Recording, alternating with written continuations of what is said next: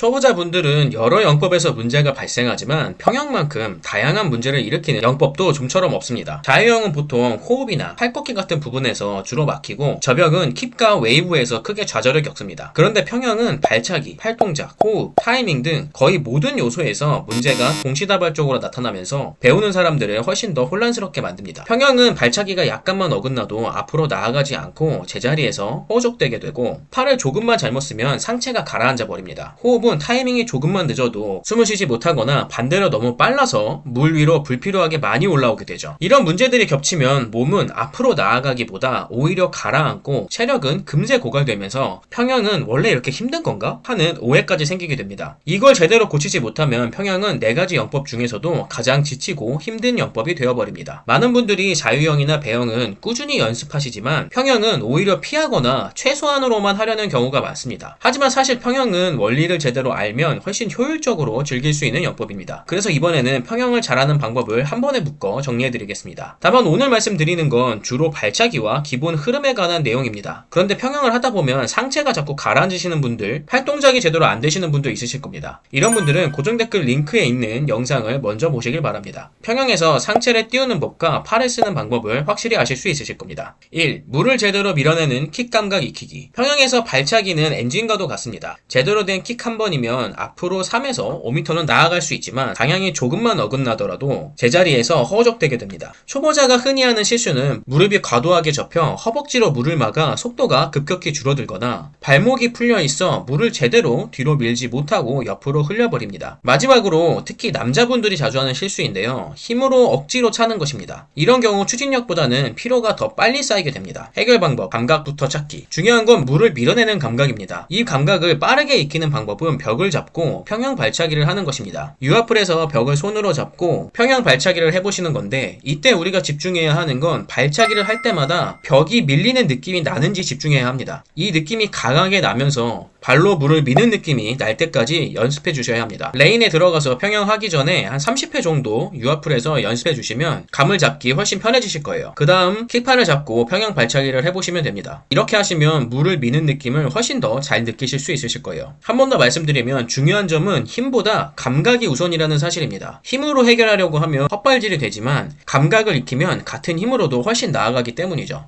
물을 미는 감각에 집중해 보시기 바랍니다. 2. 저항을 최소화하는 자세 만들기. 평형은 구조적으로 저항이 큰 영법입니다. 호흡할 때 머리를 높이 들고 킥 준비하는 과정에서 무릎을 급히 접으면 하체가 가라앉으며 속도가 급락합니다. 평형을 오래 하고 싶다면 저항을 줄이는 것이 핵심입니다. 다리를 접을 때의 요령. 다리를 접을 때의 요령은 무릎을 빠르게 굽히면 속도가 줄어듭니다. 따라서 다리는 천천히 엉덩이 쪽으로 가볍게 당기듯 접어야 합니다. 그리고 발목은 킥을 차기 직전에만 꺾어야 저항을 최소화할 수 있습니다. 발목을 미리 꺾으면서 오면은 물살이 정면을 치면서 속도가 떨어지고 하체가 아래로 떨어집니다. 즉 다리 접기는 천천히 부드럽게 접어주고 발목 꺾기는 마지막 순간에 접고 짧고 강하게 차주시면 됩니다. 이 2가지만 지켜도 같은 킥으로 훨씬 더 멀리 나갈 수 있습니다. 스트림 라인 유지. 킥 이후에는 반드시 일직선 자세를 만들어야 합니다. 팔은 귀 옆에 붙여 저항 면적을 최소화합니다. 시선은 정면이 아닌 대각선 아래를 두어 머리가 들리지 않게 하고, 다리는 발끝까지 쭉 뻗어 매끄러운 물의 흐름을 만듭니다. 이 자세를 지키면 킥 한 번으로 3m 이상 나갈 수 있습니다. 반대로 팔이 벌어지거나 시선이 정면을 향하면 같은 힘으로도 겨우 1m밖에 못 가죠. 속도는 추진력 나누기 저항으로 결정됩니다. 추진력이 같아도 저항이 2배면 속도는 절반으로 줄어듭니다. 평형이 힘들게 느껴지는 건 힘이 부족한 게 아니라 저항을 너무 많이 받고 있기 때문이에요. 저항을 줄이는 순간 글라이딩 거리가 늘어나고 체력 소모가 크게 줄어듭니다. 이 차이가 평형을 잘하는지 아니면 못하는지를 가릅니다. 3. 힘을 빼야 오래간다. 평형은 사실 자유형만큼 오래 할 수 있는 영법입니다. 이유는 단순합니다. 적은 힘으로도 꾸준히 앞으로 나아갈 수 있기 때문이죠. 그런데 아마 초보자분들은 이 말에 전혀 공감하지 못하실 겁니다. 저 역시 평포자 시절에는 가장 힘든 영법을 꼽으라면 단연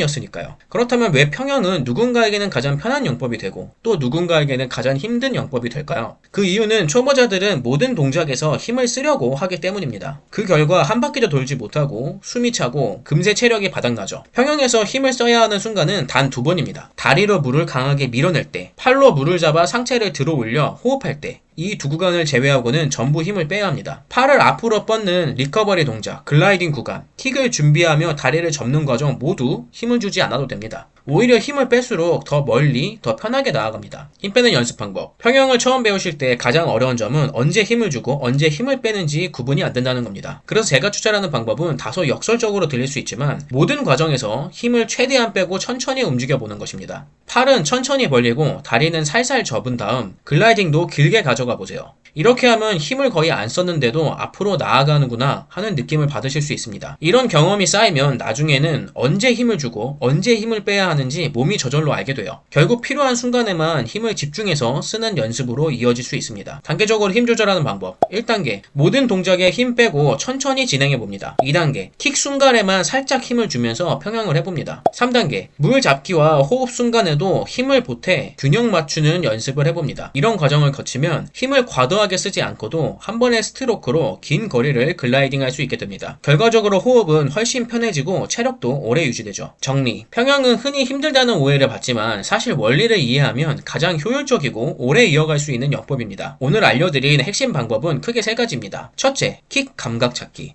발차기는 평형의 엔진입니다. 힘으로 억지로 차려고 하면 추진력보다 피로가 먼저 쌓입니다. 중요한 건 발바닥으로 물을 뒤로 단단히 밀어내는 감각을 익히는 것입니다. 이 감각이 제대로 잡히면 같은 힘으로도 훨씬 멀리 나갈 수 있습니다. 따라서 처음에는 벽을 잡고, 다음에는 킥판을 잡고, 마지막에는 글라이딩까지 연습하며 발차기 감각을 세밀하게 연습하는 것이 좋습니다. 이 과정이 몸에 배야 평형이 안정적으로 굴러가기 시작합니다. 둘째, 저항 줄이기. 평형은 구조적으로 저항이 많은 영법이기 때문에 조금만 자세가 흐트러져도 금세 체력이 고갈됩니다. 다리를 천천히 접고 발목은 마지막 순간에만 꺾으며 킥이 끝나면 반드시 스트림 라인을 만들어야 합니다. 이렇게 해야 한 번의 킥으로 최대한 멀리 나아갈 수 있습니다. 저항을 줄이는 습관은 장거리 수영에서 특히 빛을 발합니다. 같은 거리를 훨씬 덜 힘들게 갈 수 있기 때문이죠. 체력이 약해서 오래 못 간다는 생각은 사실 자세 문제일 때가 더 많습니다. 셋째, 힘 빼고 하기. 평형은 힘을 빼야 오래 할 수 있습니다. 다리로 물을 밀어낼 때, 팔로 상체를 들어올려 호흡할 때를 제외하곤 대부분의 구간은 힘을 뺄 수 있어야 합니다. 글라이딩 구간에서 힘을 빼면 자연스럽게 몸이 앞으로 미끄러지고 그만큼 호흡도 여유로워집니다. 힘을 빼는 습관은 단순히 편안함을 넘어서 수영을 오랫동안 꾸준히 이어갈 수 있는 가장 중요한 비결입니다. 여기까지가 평형을 편안하게 하기 위한 기본 원리입니다. 그런데 실제로 구독자분들과 소통하다 보면 가장 많이 나오는 고민이 따로 있습니다. 상체가 자꾸 가라앉는다, 팔동작이 어색해서 흐름이 끊긴다, 이런 문제들이죠. 발차기와 자세가 잡혀도 상체가 안정되지 않으면 결국 평형 전체가 무너집니다. 이 방법은 제가 따로 준비한 영상에서 평형 상체를 띄우는 방법, 팔동작 교정법을 자세히 다뤘습니다. 오늘 영상과 함께 보시면 발, 몸, 상체 동작이 하나로 연결되면서 평형이 훨씬 완성도 있게 달라질 겁니다. 관심 있으신 분은 고정 댓글에 있는 링크를 클릭해 보시길 바랍니다. 요즘 날씨가 조금 쌀쌀해지면서 수영장을 가시는 분들이 점점 줄어드는 것 같아요. 공부도 수영도 실력을 만드는 건 결국 꾸준함입니다. 저는 멋진 자세를 만들려는 노력이나 당장 속도를 끌어올리는 단기적인 욕심보다 조금씩이라도 꾸준히 나아가는 것이 훨씬 더 큰 변화를 만든다고 믿습니다. 여러분도 꾸준히 연습하시면서 수영의 즐거움을 이어가시길 바랍니다. 그럼 저는 다음 영상에서 찾아뵙겠습니다. 그럼 구독과 알람 설정 부탁드립니다. 그럼 다음에 만나요. 안녕.